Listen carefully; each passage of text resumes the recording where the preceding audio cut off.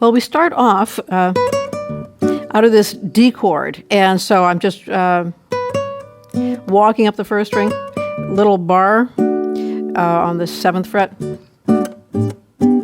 and so the thumb then has to come down. So if you're used to playing classical style with the wrist up like this, it has to come a little closer now so that it gives your hand time to come down and mute that bass string after the notes.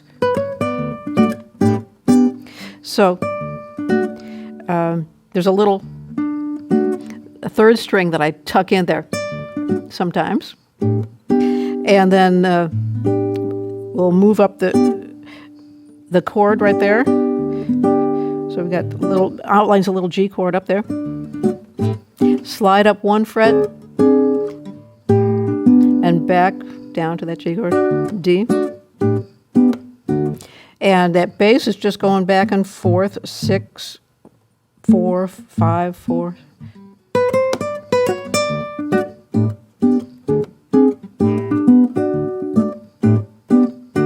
Very Chet Atkins style in that bass back and forth, right? Okay, now after that little intro, then we've got just 2 little pull-offs, and then we're ready to go into that melody, which is a little kind of playful interval there, a half step. So all of that is in this position. So you've got first string open, a C sharp there, and pinky on the 5th fret, ring finger on the 4th fret. That's your position. And that will give you the notes you'll need. So 3rd string, 2nd, and the bass continues to go on. So I've got to move 1 finger up here.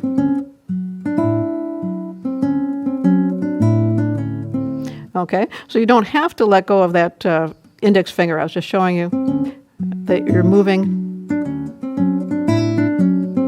back and forth between these 2 melody notes to catch that melody. Now, so this time you've got the 6th string. You've got a G since I'm tuned down. Did I mention that my 6th string is tuned down to a D, right? Okay, since I'm here in the key of D. So now my bass note's going back and forth between that G, now on the 5th fret, and back and forth. Right? All those melody notes are open strings or 3rd fret. And then moves down 1 fret. And then I'm back to this same position.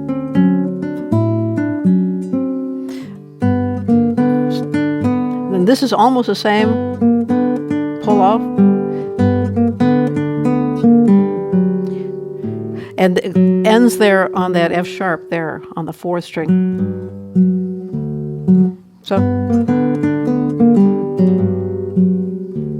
So here's one of those cases where you've got the melody note that I play with my index finger, and then I go back and play the same note as a bass note. So melody, bass, note. And then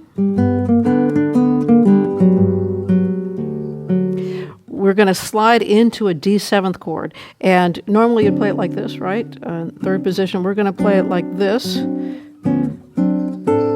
And that will bring me into this position of the D7th chord. So I'm going to just slide up 1 fret, sliding into it. I slide my left-hand fingers, but I articulate and play them. And I kind of loosen the pressure a little bit so I get a little staccato. That's one thing that Klatke did a lot. He put a lot of staccato into his playing. And what that does is it makes it kind of fun and playful. And that's one thing that you'll hear a lot in his style. Okay, and with this bass now, I'm letting some of the bass notes ring out. So some of them can ring, and then that creates a contrast to the stopped bass. And this is an interesting way to play this. Instead of grabbing that on the first fret, I'm going up with a pinky and grabbing that melody note there all the way on the 6th fret. That keeps me in position for this G chord. And then back to walking up to the D7th, same way. This time I do a real slide into it. So it's staccato,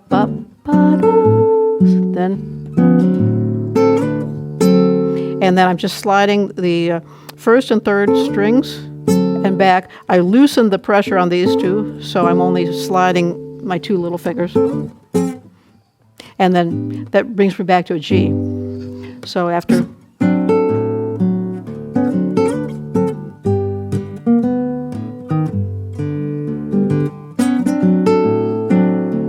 Then the next section, after that part, I slide up to the 8th fret.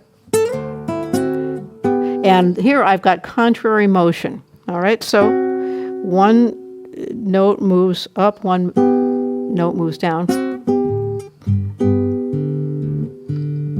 Okay, so then that finishes that little section.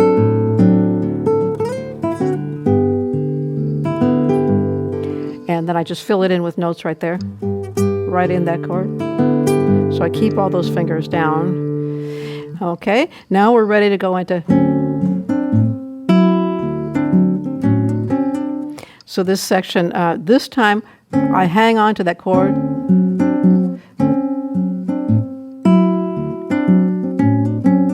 And this is where you're seeing the car going over the bridge, and it's kind of a little car horn sort of sound. That's the idea on that. Hanging on to that chord. There's your notes again.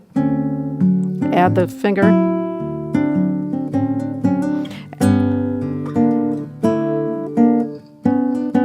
And that's the same idea, where it's hanging on to that note, and then you're doing contrary motion again.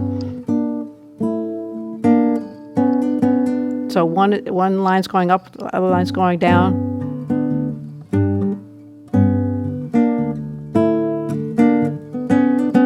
And then back to your D. All right, just that little riff at the end. The rest is the same. And then this is just stop. Ba-da.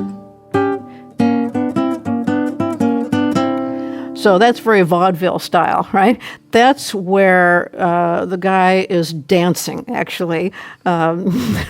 The neighbor, as it were, has his bottle of beer that he's so happy that he's finally able to get. They're there in Canada, and he just starts dancing, and that's that little section.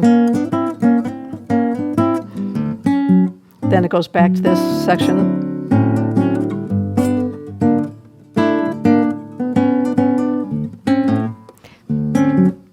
Same thing.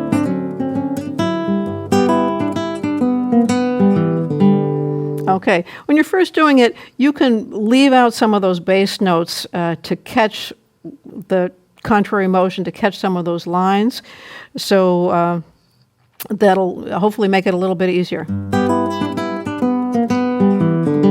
And that little ending there is pull off. So everything is there on that 3rd fret, except for once you get to the 4th string. And one way to do pull-offs, it's a little bit neater, is to take that finger and actually yank it down so it's resting on that next string. So that's not only a Kottke technique, that's also a parketing technique. So that he pointed out. So a lot of these tunes, as you see, the influences are intertwined. Or this tune has got Chet influences, as Mr. Chester, and Kottke influences. And this one has a little bit of that kind of humor that I hear in Leo Kottke's music as well. So I thought that would be a good example. So I hope you enjoy this part of Fine Pickle. And as always, if you want the entire music, just it's on the sheet music page on my website.